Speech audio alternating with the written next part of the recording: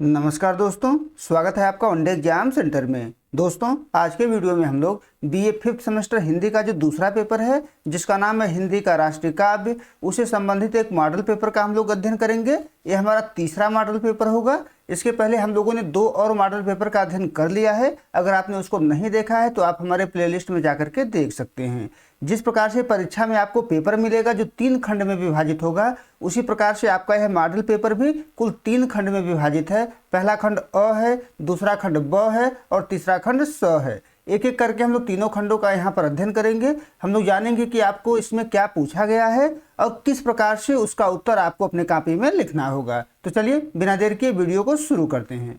आपका पहला खंड अ है। इसमें आपसे अति लघुत्तरीय प्रश्न पूछा गया है। कुल 10 प्रश्न आपसे इसमें पूछा गया है और इसका उत्तर आपको अधिकतम 50 शब्द में देना होगा। देख लेते हैं कि आपसे इसमें क्या पूछा गया है। पहला प्रश्न है, परमाल रासों के रचनाकार कौन है, बताइए। तो 50 शब्द में इसका उत्तर आपको देना है। तो उत्तर में आप लिखेंगे कि परमाल रासों के रचयिता जगनिक हैं। जगनिक के द्वारा ही परमाल रासों की रचना की गई है। परमाल रासों को आल्हा खंड के नाम से भी जाना जाता है, जिसमें आल्हा और उदल के वीरता का वर्णन किया गया है। आल्हा खंड का संग्रह चार्ल्स इलियट ने 1865 ईस्वी में कराया था, जो फर्रुखाबाद के तत्कालीन जिला कलेक्टर थे। इतना आपको इसके उत्तर में लिखना होगा। दूसरा प्रश्न देख लेते हैं। दूसरे प्रश्न में आपसे पूछा गया है कि कवि भूषण की 3 रचनाओं के नाम बताइए। तो महाकवि भूषण जो हैं उनके 3 रचनाओं का नाम आपको यहाँ पर 50 शब्दों में लिखना है। तो उत्तर में आप लिखेंगे कि महाकवि भूषण वीर रस के अद्वितीय कवि माने जाते हैं। उनकी प्रमुख 3 रचनाएं निम्नलिखित हैं। अब एक एक करके तीनों रचनाओं का नाम आप यहाँ पर लिखेंगे।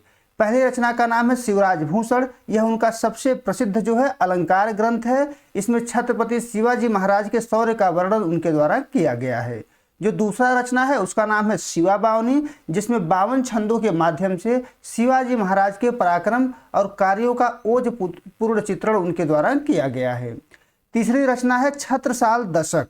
इस कृति में महाराज छत्रसाल बुंदेला के युद्ध कौशल और उनकी वीरता की प्रशंसा की गई है। इन तीनों रचनाओं का नाम आप लिख देंगे तो आपके प्रश्न का उत्तर यहाँ पर पूरा हो जाएगा। आगे बढ़ते हैं, तीसरा प्रश्न देख लेते हैं। इसमें आपसे पूछा गया है कि अयोध्या सिंह उपाध्याय हरिऔध की 3 रचनाओं के नाम बताइए। यहाँ हरिऔध के 3 रचनाओं का नाम आपको 50 शब्द में बताना है। तो उत्तर में आप लिखेंगे कि अयोध्या सिंह उपाध्याय हरिऔध द्विवेदी युग के प्रतिनिधि कवि हैं। उन्होंने खड़ी बोली को काव्य भाषा के रूप में प्रतिष्ठित किया। उनके 3 रचनाओं का नाम निम्न है। पहली रचना है प्रिय प्रवास। खड़ी बोली का प्रथम महाकाव्य इसको माना जाता है। 1914 ईस्वी में इसकी रचना की गई थी। दूसरी रचना है वैदेही वनवास। सीता निर्वासन पर आधारित यह काव्य है। तीसरा है चोखे चौपदे, मुहावरेदार भाषा की प्रसिद्ध कृति है यह। इन तीनों रचनाओं का नाम आप लिख देंगे तो आपके प्रश्न का उत्तर यहाँ पर पूरा हो जाएगा। आगे बढ़ते हैं, अब चौथा प्रश्न देख लेते हैं। चौथे प्रश्न में आपसे पूछा गया है कि हिमाद्रि तुंग श्रृंग से प्रबुद्ध शुद्ध भारती पंक्ति के रचनाकार कौन है, किसके द्वारा इस पंक्ति की रचना की गई है। तो उत्तर में आप लिखेंगे कि हिमाद्रि तुंग श्रृंग से प्रबुद्ध शुद्ध भारती प्रसिद्ध छायावादी कवि जयशंकर प्रसाद की रचना है। यानी इस पंक्ति की रचना जयशंकर प्रसाद के द्वारा ही की गई थी।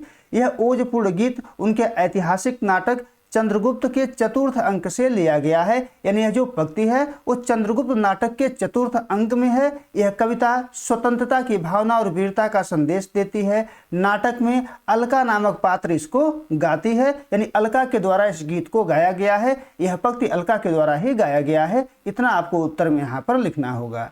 आगे बढ़ते हैं, 5वां प्रश्न देख लेते हैं। इसमें आपसे पूछा गया है कि पुष्प की अभिलाषा के रचनाकार कौन है, बताइए। 50 शब्द में आपको इसका उत्तर यहाँ पर देना है। तो उत्तर में आप लिखेंगे कि पुष्प की अभिलाषा प्रसिद्ध राष्ट्रवादी कवि माखनलाल चतुर्वेदी की कालजयी रचना है। इस कविता में कवि ने एक फूल के माध्यम से देशभक्ति और बलिदान की भावना को व्यक्त किया है। यानी एक फूल को आधार बना करके माखनलाल चतुर्वेदी ने इस कविता में देशभक्ति की भावना को, बलिदान की भावना को व्यक्त किया हुआ है। फूल देवताओं या सम्राटों पर चढ़ने के बजाय उन वीरों के पथ पर बिछना चाहता है जो मातृभूमि के लिए प्राण त्यागने जा रहे हैं। इतना आपको इसके उत्तर में लिखना होगा। आगे बढ़ते हैं, 6ठा प्रश्न देख लेते हैं। इसमें आपसे पूछा गया है कि भारती वंदना भारत जय विजय करें के रचनाकार का नाम बताइए। इसका उत्तर भी आपको 50 शब्द में देना है। तो उत्तर में आप लिखेंगे कि भारतीय वंदना प्रसिद्ध छायावादी कवि सूर्यकांत त्रिपाठी निराला द्वारा रचित एक ओजपूर्ण माँ सरस्वती वंदना है। यानी यह ओजपूर्ण वंदना तो है, लेकिन माँ सरस्वती की वंदना इसके माध्यम से किया गया है। यह कविता राष्ट्रभक्ति और गौरव से ओतप्रोत है। इसमें कवि ने माँ भारती यानी भारत माता की वंदना करते हुए देश की विजय और उन्नति की कामना की है। तो इतना आपको इसके उत्तर में लिखना होगा। आगे बढ़ते हैं, 7वां प्रश्न देख लेते हैं। इसमें आपसे पूछा गया है कि छायावादोत्तर राष्ट्रीय काव्य के 3 रचनाकारों के नाम बताइए। तो 3 रचनाकारों का नाम बताना है जो छायावादोत्तर राष्ट्रीय काव्य से जुड़े हों। तो उत्तर में आप लिखेंगे कि छायावादोत्तर काल में राष्ट्रीय सांस्कृतिक चेतना को स्वर देने वाले 3 प्रमुख रचनाकार निम्नलिखित हैं। एक एक करके आप यहाँ पर उनका नाम यहाँ पर आप लिखेंगे। पहला नाम है रामधारी सिंह दिनकर। इन्हें अधैर्य का कवि कहा जाता है। इनकी जो प्रसिद्ध रचना है वो कुरुक्षेत्र है। दूसरे कवि का नाम देख लेते हैं। दूसरे कवि हैं माखनलाल चतुर्वेदी। इन्हें एक भारतीय आत्मा के रूप में जाना जाता है और इनकी प्रसिद्ध रचना का नाम है हिम किरीटनी। तीसरा नाम है श्याम नारायण पांडे। इन्होंने वीर रस का ओजस्वी काव्य लिखा हुआ है। हल्दी घाटी इनके प्रसिद्ध रचना का नाम है। इतना आप लिख देंगे तो आपके इस प्रश्न का उत्तर पूरा हो जाएगा। 8वां प्रश्न देख लेते हैं। 8वें प्रश्न में आपसे पूछा गया है कि सोहनलाल द्विवेदी की 3 रचनाओं के नाम बताइए। तो सोहनलाल द्विवेदी की 3 रचनाओं का नाम आपको यहाँ पर बताना है। तो उत्तर में आप लिखेंगे कि राष्ट्रकवि सोहनलाल द्विवेदी वीर रस और बाल साहित्य के प्रमुख कवि हैं। उनकी 3 प्रमुख रचनाएं निम्नलिखित हैं। एक एक करके यहाँ पर हम लोग तीनों का नाम लिखेंगे। पहला नाम है भैरवी, यह उनका प्रसिद्ध राष्ट्रीय काव्य संग्रह है। दूसरा नाम है बासो दत्ता, यह एक उत्कृष्ट आख्यान गीत है, प्रबंध काव्य का उदाहरण है यह। तीसरा नाम है दूध बतासा, बच्चों के लिए लिखी गई उनकी अत्यंत लोकप्रिय कृति है दूध बतासा। तीनों का नाम आप लिख देंगे तो आपके प्रश्न का उत्तर पूरा हो जाएगा। 9वां प्रश्न देख लेते हैं। 9वें प्रश्न में आपसे पूछा गया है कि चेतक की वीरता कविता के रचनाकार कौन हैं। चेतक की वीरता किसके द्वारा लिखा गया है, 50 शब्द में आपको इसका उत्तर यहाँ पर देना है। तो उत्तर में आप लिखेंगे कि चेतक की वीरता कविता के रचनाकार प्रसिद्ध वीर रस के कवि श्याम नारायण पांडे हैं। यानी श्याम नारायण पांडे के द्वारा इस कविता की रचना की गई है। यह उनकी सुप्रसिद्ध कृति हल्दी घाटी का अंश है। यानी चेतक की वीरता जो कविता है यह हल्दी घाटी से लिया गया है। इस कविता में महाराणा प्रताप के वफादार घोड़े, चेतक की अद्भुत गति और युद्ध कौशल का बहुत ही ओजपूर्ण और सजीव वर्णन किया गया है। इतना आपको इसके उत्तर में लिखना है। आगे बढ़ते हैं, 10वां प्रश्न देख लेते हैं। 10वें प्रश्न में आपसे पूछा गया है कि कविता जवानी में रचनाकार क्या कहना चाहते हैं, बताइए। इसका उत्तर आपको यहाँ पर 50 शब्द में देना है। तो उत्तर में आप लिखेंगे कि जवानी कविता में कवि माखनलाल चतुर्वेदी युवाओं को देश की खातिर मर मिटने और क्रांति के लिए प्रेरित करते हैं। वे कहते हैं कि जवानी का अर्थ केवल उत्साह नहीं बल्कि आत्मोत्सर्ग है और अन्याय के विरुद्ध लड़ना है। कवि युवाओं से अपनी शक्ति पहचान कर राष्ट्र निर्माण में सर्वस्व बलिदान करने का आह्वान करते हैं। इतना आपको इसके उत्तर में लिखना होगा। अब आगे बढ़ते हैं, अगला खंड देख लेते हैं। अगला खंड खंड ब है, जिसमें आपसे लघु उत्तरीय प्रश्न पूछा गया है। इन प्रश्नों का उत्तर आपको अधिकतम 200 शब्दों में यहाँ पर देना होगा। देख लेते हैं कि आपसे इसमें क्या पूछा गया है। जो प्रश्न आपसे इसमें पूछा गया है वो है जयशंकर प्रसाद की कविताओं में राष्ट्रीय सांस्कृतिक चेतना अभिव्यक्त हुई है, बताइए। यानी जयशंकर प्रसाद की जो कविता है उसमें उनके राष्ट्रीय सांस्कृतिक चेतना का स्वरूप क्या है, उसी के बारे में आपको यहाँ पर लिखना होगा।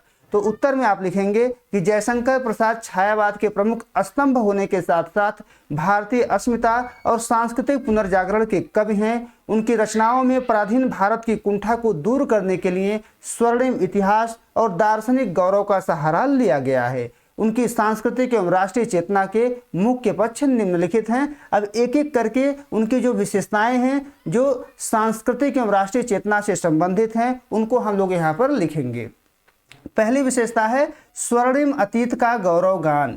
यानी जयशंकर प्रसाद ने अपनी कविता में भारत के स्वर्णिम अतीत का गौरव गान किया हुआ है। प्रसाद जी का मानना था कि जब तक कोई जाति अपने गौरवशाली इतिहास को याद नहीं करती वह आत्मसम्मान के साथ खड़ी नहीं हो सकती। यानी आत्मसम्मान के लिए जरूरी है कि वह अपने गौरवशाली इतिहास को जाने। उन्होंने भारत की भौगोलिक और नैतिक श्रेष्ठता का सुंदर चित्रण किया हुआ है। एक उदाहरण देख लेते हैं। उन्होंने लिखा हुआ है कि अरुण यह मधुमय देश हमारा, जहां पहुंच अनजान क्षितिज को मिलता एक सहारा। यह जो गीत है यह चंद्रगुप्त नाटक से लिया गया है और कार्नेलिया के द्वारा इसको गाया जाता है। कार्नेलिया एक विदेशी है, लेकिन इस देश को वह अपना बता रही है, जहां अनजान क्षितिज को भी एक सहारा मिलता है, अनजान मनुष्य को भी एक सहारा मिलता है, ऐसा हमारा देश है। यानी उसका गुणगान प्रसाद के द्वारा किया गया है। दूसरी विशेषता है राष्ट्रीय स्वाभिमान और वीर भावना, यानी उनकी कविताओं में राष्ट्रीय स्वाभिमान की भावना है और वीरता की भावना जो है भरी हुई है। उनके कविताओं में राष्ट्र की रक्षा के लिए मर मिटने का ओज है। वे स्वतंत्रता के मार्ग पर चलने वाली योद्धाओं के लिए प्रेरणा का स्रोत हैं।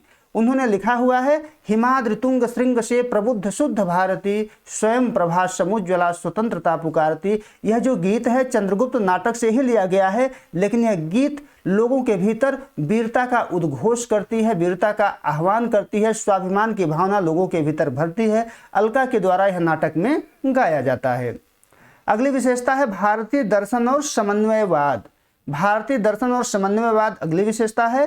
प्रसाद जी की सांस्कृतिक चेतना का मूल आधार शैव दर्शन का आनंदवाद है। वे बुद्धि और हृदय के मेल को संस्कृति का प्राण मानते हैं, यानी दोनों में समन्वय करते हैं। यही भारतीय दर्शन का मूल उनके द्वारा माना गया है। उन्होंने कामायनी में लिखा हुआ है, ज्ञान दूर कुछ क्रिया भिन्न है, इच्छा पूरी क्यों हो मन की, एक दूसरे से न मिल सके यह विडंबना है जीवन की। यानी हमारे जीवन की सबसे बड़ी विडंबना, सबसे बड़ी समस्या क्या है? हमारी इच्छा कुछ और है, हमारा ज्ञान कुछ और है, हमारी क्रिया कुछ और है। यानी हम जानते कुछ और हैं, करते कुछ और है और हमारी इच्छा कुछ और है। यही हमारे जीवन की सबसे बड़ी विडंबना है और भारतीय दर्शन इस विडंबना को सुलझाता है, क्योंकि भारतीय दर्शन इन तीनों को एक करता है और यही जयशंकर प्रसाद भी अपनी रचनाओं के माध्यम से करते हैं। इसीलिए उन्होंने लिखा भी है कि समरस थे जड़या चेतन सुंदर साकार बना था, चेतनता एक विलसती आनंद अखंड घना था। आगे बढ़ते हैं, अगली विशेषता देख लेते हैं। अगली विशेषता है मानवतावाद की स्थापना। यानी जयशंकर प्रसाद अपने कविताओं के माध्यम से, अपने रचनाओं के माध्यम से मानवतावाद की स्थापना करते हैं। उनकी सांस्कृतिक चेतना केवल संकुचित सीमाओं तक सीमित नहीं थी, बल्कि उसमें समस्त विश्व का कल्याण समाहित था।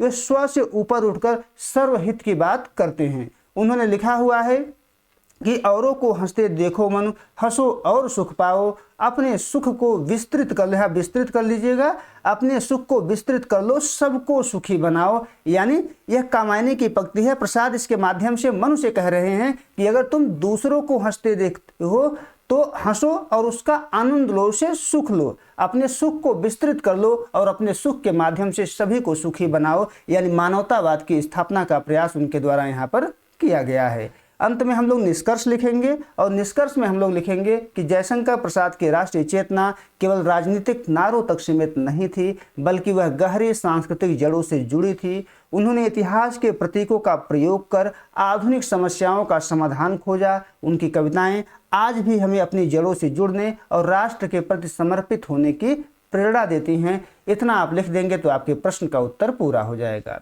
आगे बढ़ते हैं, अगला प्रश्न देख लेते हैं। इस प्रश्न में आपसे पूछा गया है कि पुष्प की अभिलाषा कविता का सारांश लिखिए। पुष्प की अभिलाषा जो माखनलाल चतुर्वेदी की कविता है, उसका सारांश आपको यहाँ पर 200 शब्दों में लिखना है। तो उत्तर में आप लिखेंगे कि पुष्प की अभिलाषा पंडित माखनलाल चतुर्वेदी द्वारा रचित एक कालजयी रचना है। यह कविता राष्ट्र प्रेम की पराकाष्ठा को व्यक्त करती है, जहाँ एक पुष्प के माध्यम से कवि ने यह संदेश दिया है कि देश की रक्षा हेतु किया गया बलिदान किसी भी सांसारिक सुख, राजकीय वैभव या धार्मिक सम्मान से कहीं श्रेष्ठ होता है। अब इसके सारांश को देख लेते हैं।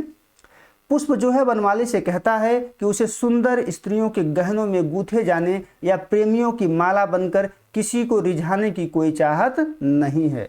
वह बड़े बड़े सम्राटों के शव पर चढ़कर राजकीय सम्मान पाने या देवताओं के सिर पर चढ़कर अपने भाग्य पर इठलाने की इच्छा को भी पूरी तरह ठुकरा देता है। पुष्प की वास्तविक अभिलाषा है कि उसे उस मार्ग पर डाल दिया जाए जिससे होकर मातृभूमि के वीर सपूत अपना शीश चढ़ाने गुजरते हों। वह वीरों के पैरों तले कुचले जाने में गर्व महसूस करता है, क्योंकि वह उन योद्धाओं को अपना मौन सम्मान अर्पित करना चाहता है। अंततः यह कविता स्पष्ट करती है कि राष्ट्र सेवा के सम्मुख व्यक्तिगत सुख और मोक्ष की कामना भी तुच्छ है, इतना आपको इसके उत्तर में लिखना होगा। आगे बढ़ते हैं, 13 नंबर प्रश्न है। इसमें आपसे पूछा गया है कि रामधारी सिंह दिनकर की कविताओं में राष्ट्रीय चेतना अभिव्यक्त हुई है, बताइए। यानी रामधारी सिंह दिनकर की कविताओं में जो राष्ट्रीय चेतना है उसी के विशेषता के बारे में आपको यहाँ पर लिखना है। तो उत्तर में आप लिखेंगे कि रामधारी सिंह दिनकर हिंदी के राष्ट्र कवि और अनल के कवि यानी आग के कवि माने जाते हैं। उनकी कविताओं में भारतीय इतिहास का गौरवशाली स्वर और अन्याय के विरुद्ध गर्जना एक साथ सुनाई देती है। उनकी कविता में राष्ट्रीय चेतना की निम्न विशेषता पाई जाती है। अब देख लेते हैं कि उनकी कविता में राष्ट्रीय चेतना से संबंधित कौन कौन सी विशेषता पाई जाती है। पहली विशेषता है वीरतापूर्ण राष्ट्रवाद, यानी उनका जो राष्ट्रवाद है वो वीरता से भरा हुआ है। दिनकर मानते हैं कि राष्ट्र की स्वतंत्रता के लिए शक्ति और साहस अनिवार्य है। जब तक हमारे भीतर शक्ति नहीं होगा, हमारे भीतर साहस नहीं होगा, तब तक हम स्वतंत्र नहीं हो सकते हैं। वे कायरतापूर्ण शांति के विरुद्ध खड़े होते हैं, यानी हम कायर हैं और शांति की अपील करते हैं, ऐसे शांति उनको मंजूर नहीं है। उन्होंने लिखा भी है कि क्षमा शोभती उस भुजंग को जिसके पास गरल हो, यानी क्षमा उसी को शोभा देती है जिसके पास शक्ति होती है, जिसके पास शक्ति नहीं होती है क्षमा उसको शोभा नहीं देती है। अगली विशेषता है सांस्कृतिक गौरव गान, यानी दिनकर अपनी कविताओं में भारतीय संस्कृति का गौरव गान करते हैं। वे भारत की प्राचीन सभ्यता और यहाँ के महापुरुषों को प्रेरणा का स्रोत मानते हैं ताकि भारतीयों में आत्मसम्मान की भावना उनके द्वारा जगाया जा सके। उन्होंने लिखा हुआ है कि जला अस्थियां बारी बारी, चिटकाई जिनमें चिंगारी, जो चढ़ गए पूरे बेदी पर लिए बिना गर्दन का मोल, कलम आज उनकी जय बोल। यानी अपने देश के महापुरुषों की प्रशंसा करते हैं जिन्होंने क्या किया है, अपनी अस्थियां को जला करके, अपने आप को नष्ट करके, अपने आप का बलिदान दे करके स्वतंत्रता की चिंगारी, स्वतंत्रता की आग जो है लगाई हुई है। ऐसे महापुरुषों का गुणगान उनके द्वारा किया गया है। अगली विशेषता है जनतांत्रिक चेतना। दिनकर ने पहली बार यह उद्घोष किया कि राष्ट्र का असली स्वामी जनता है, न कि कोई शासक। यानी उनकी कविता में जनतांत्रिक चेतना पाई जाती है। वे जनता के लिए कविता लिखते हैं और जनता के लिए जीते भी हैं। उन्होंने लिखा हुआ है, सिंहासन खाली करो कि जनता आती है, यानी आप सिंहासन छोड़ दीजिए, जनता आ रही है, जनता अपना निर्धारण खुद कर लेगी। अगली विशेषता है अखंड भारत की संकल्पना। उनकी कविता में हिमालय से लेकर कन्याकुमारी तक सांस्कृतिक एकता की गूंज मिलती है जो अखंड भारत की संकल्पना हमको दिखाती है। निष्कर्ष भी लिखेंगे हम लोग। निष्कर्ष में हम लोग लिखेंगे कि दिनकर की कविता भारतीय संस्कृति के मूल्यों और राष्ट्रीय स्वाभिमान का एक सशक्त दस्तावेज है जो आज भी पाठकों में ऊर्जा का संचार करती है। इतना आप लिख देंगे तो आपके इस प्रश्न का उत्तर पूरा हो जाएगा। आगे बढ़ते हैं, खंड स है। खंड स में आपसे दीर्घ उत्तरी प्रश्न पूछा गया है। इस प्रश्न का उत्तर आपको अधिकतम 500 शब्द में देना होगा। देख लेते हैं कि इसमें आपसे क्या पूछा गया है। जो प्रश्न इसमें आपसे पूछा गया है, आदिकालीन कवियों की राष्ट्रीय चेतना पर प्रकाश डालिए। यानी आदिकालीन कवियों के राष्ट्रीय चेतना का स्वरूप किस प्रकार का है उसी के बारे में आपको यहाँ पर लिखना होगा। तो उत्तर में आप लिखेंगे कि आदिकाल हिंदी का प्रथम काल है जो शुक्ल जी के अनुसार संवत 1050 से लेकर 1375 तक रहा है। यानी संवत 1050 में आदिकाल की शुरुआत होती है और संवत 1375 तक आदिकाल चलता है। यह युग अंतर विरोधी प्रवृत्तियों का युग है जिसमें एक साथ कई विशेषताएं पाई जाती हैं। इसी युग में चारण कवि राजाओं के दरबार में रहकर राजभक्ति तथा राष्ट्रीय चेतना से संबंधित वीरतापूर्ण काव्य रचना कर रहे थे जिसे रासो काव्यधारा के नाम से जाना जाता है। इसी रासो काव्यधारा में कुछ मात्रा में राष्ट्रीय चेतना पाई जाती है। यानी आदिकालीन कविता में जो रासो काव्यधारा है, इसी रासो काव्यधारा में राष्ट्रीयता की कुछ चेतना पाई जाती है। अब देख लेते हैं कि आदिकालीन राष्ट्रीय चेतना का स्वरूप क्या है, किस प्रकार से राष्ट्रीय चेतना व्यक्त हुआ है। रासो कवि जो थे वो राजा के दरबार में रह करके रचना करते थे तथा अपने राजा की प्रशस्ति वर्णन करते थे, अपने राजा की प्रशंसा करते थे।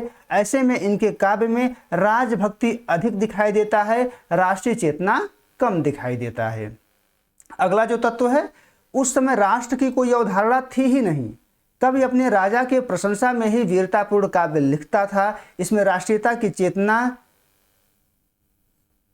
क्षीण भी प्राप्त नहीं होती है। यहाँ तनिक भी कर लीजिएगा, राष्ट्रीयता की चेतना तनिक भी प्राप्त नहीं होती है। अगला तत्व देख लेते हैं। अगला जो तत्व है, आदिकालीन वीरता का कोई राष्ट्रीय उद्देश्य नहीं है। यहाँ वीरता एक आदत है जो अपने क्षुद्र उद्देश्यों की पूर्ति के लिए प्रयोग की जाती है। यानी यहाँ पर वीरता अपने छोटे से छोटे उद्देश्यों की पूर्ति के लिए प्रयोग में लाया जाता है। यह वीरता समाज को सुरक्षा न प्रदान कर समाज को आतंकित करती है। एक उदाहरण से हम लोग इसको समझेंगे। जाकी कन्या सुंदर देखी ता पर जाए धरी तलवार। जिसकी सुंदर कन्या को देख लिया उसी पर आक्रमण कर दिया। ऐसी वीरता का कोई फायदा समाज को नहीं होता है। अगला तत्व है कि आदिकाल में हुए युद्ध देश के लिए नहीं है। यानी आदिकाल में देश के लिए युद्ध नहीं लड़ा गया है, यह सिर्फ सामंतों का आपसी युद्ध है। यहाँ युद्ध करना शान की बात है। जिसने युद्ध नहीं किया उसका जीवन निरर्थक माना जाता है। एक उदाहरण से हम लोग इसको समझेंगे। 12 बरस लो कुकर जिए और 13 लो जिए सियार। बरस 18 छत्री जिए आगे जीवन को धिक्कार। यानी युद्ध का इतना महत्व है कि जो क्षत्रिय है वो 18 साल से ज़्यादा नहीं जी सकता। 18 वर्ष से ज़्यादा अगर जी रहा है तो उसके जीवन को धिक्कार है। 18 वर्ष के भीतर ही लड़ करके उसको युद्ध भूमि में वीरगति को प्राप्त हो जाना चाहिए। यानी इस प्रकार की वीरता यहाँ पर दिखाई देता है। इतना आपको यहाँ उत्तर में लिखना होगा। उसके बाद निष्कर्ष लिखेंगे कि आदिकाल की रचनाओं में राष्ट्रीयता और राष्ट्रवाद के रूप में न देखकर उसे चारण कवियों द्वारा अपने राजा की प्रशंसा के लिए लिखे जाने वाले काव्य के रूप में देखा जाना चाहिए।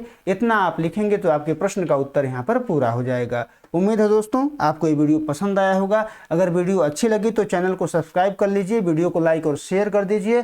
पेपर हो जाएगा तो पेपर मेरे व्हाट्सएप नंबर 83 037 86 616 पर जरूर भेजिएगा। बहुत बहुत धन्यवाद।